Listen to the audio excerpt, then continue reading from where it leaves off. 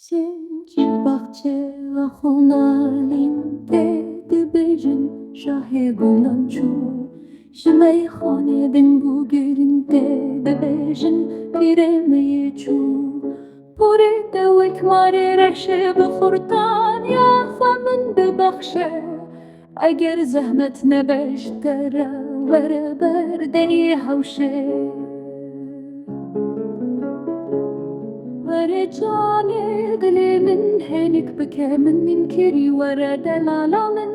Aqil berî hişê min berî şewikîm sotin were canê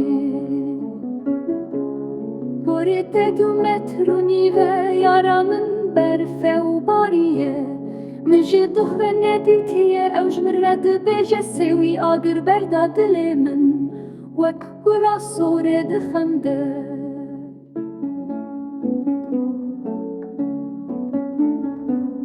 Ji ber porê wê ciwanê lêvên wê mîna quretanê Ji ber keziya wê ya bedewe lêvên wê mîna quretanê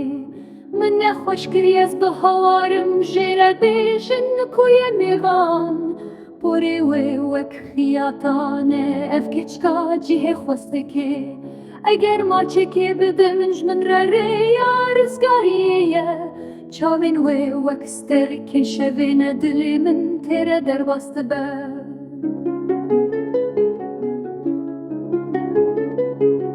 Destê wê nerme wek hevrîşmê dema kulê dike rûyê min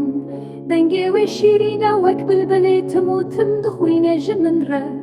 Derdê navê mîna dareke bilind e di nava baxçeyê evînê de Dilê min dîl bûye ji ber evîna wê êdî nîkarim xwe xilas bikim